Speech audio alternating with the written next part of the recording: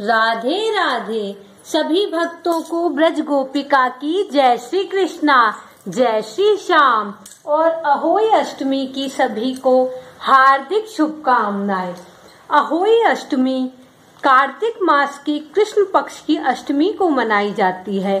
हिंदू धर्म में अहोई अष्टमी का बड़ा विशेष महत्व होता है। यह व्रत संतान की सुख समृद्धि के लिए रखा जाता है। मान्यता है कि अहोई माता की विधि विधान से पूजा अर्चना और व्रत रखने से संतान की लंबी आयु प्राप्त होती है तथा संतान की कामना करने वाले दंपतियों को संतान की प्राप्ति होती है। अहोई माता का विशेष कृपा प्राप्त करने का यह व्रत है। तो आइए हम अहोई माता की पूजा अर्चना करते हैं। तो अहोई माता की पूजा के लिए हमें सबसे पहले एक चौकी बिछा के उस पे लाल कपड़ा बिछाना है। लाल कपड़ा बिछाने के बाद हमें अहोई माता बनानी होती है। अगर आप गेरू से अहोई माता बनाएं तो गेरू से अहोई माता बना ले, नहीं तो कोई तस्वीर या कैलेंडर अहोई माता का हो, उन्हें चौकी पर विराजमान करें और उन्हें एक चूनर उड़ाएं। अहोई माता पार्वती माता का ही रूप है, इसलिए अगर कोई पार्वती माता की कोई तस्वीर हो तो उन्हें भी साथ में रख लें।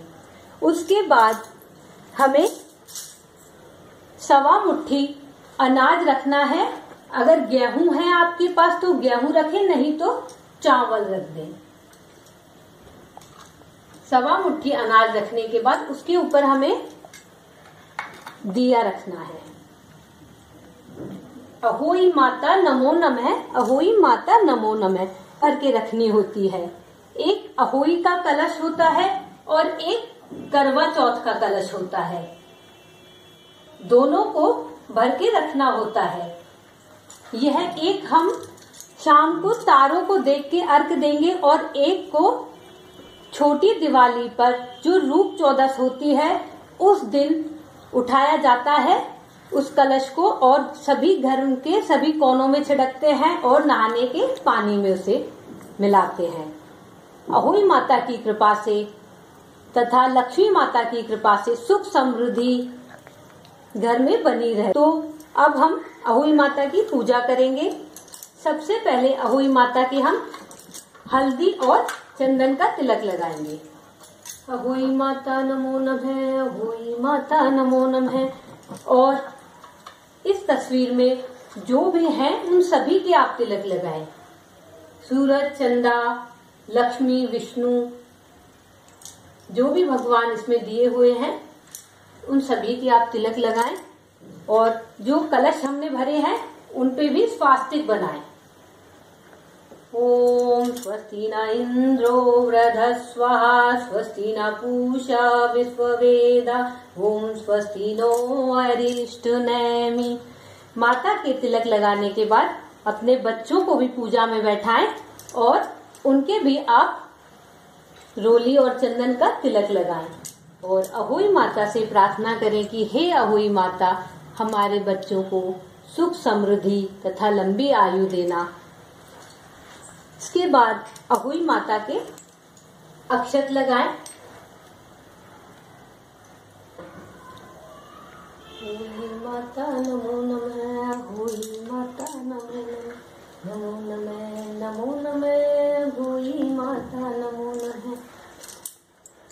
पार्वती माता को भी चढ़ाएं, के भी तिलक लगाएं। और एक कलश हम अभी कथा सुन रहे हैं तो उसके लिए भी भर के रखें। इससे हम सूरज जी को अर्घ देंगे। किसी दोपहर के बाद यह कथा कही जाती है, लेकिन किसी किसी के यहाँ शाम को ही पूजा होती है दिन छिपने के बाद। और माँ को मुख्य रूप से पूड़े और हलवे का भोग लगता है, तो पूड़े और हलवे का भोग लगाएं। और पुजापे के तौर पे जो हमारे फल और सब्जियां होती हैं मौसम की, वो भी रखी जाती हैं माता के लिए भोग के लिए, तो उन्हें भी रखें।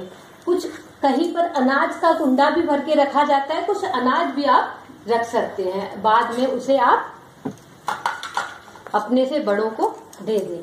तथा पूजा पे भी निकाला जाता है। कुछ मनसा जाता है तो आप कुछ कपड़ा, पैसे और कुछ प्रसाद लेकर इस तरह से उस पे और प्रणाम करें तथा धूप लगा के अपने से बड़ों को दे दें और सारी पूजा अर्चना करने के बाद अहोई माता की कथा सुने। हाथ में गेहूं या चावल के कुछ दाने ले लें 7-11 और फिर अहोई माता की कथा सुने। अहोई माता की कथा सुनने के बाद माँ की आरती करें और यह जल आप सूर्यदेव को चढ़ा दें और शाम को तारे निकलने पर आप इसमें से एक जल तारों को चढ़ाएं और अहोई माता से, पार्वती माता से प्रार्थना करें कि हे माता, तरह से आसमान में ये तारे अनंत काल तक जगमगा रहे हैं, ऐसे ही हमारी संतान की आयु तथा हमारी संतान का वैभव भी अनंत काल तक जगमगाता रहे, चमचमाता रहे। इस आस्था के साथ माँ के श्री चरणों में बारंबार प्रणाम करें। बोलो अहोई माता की जय।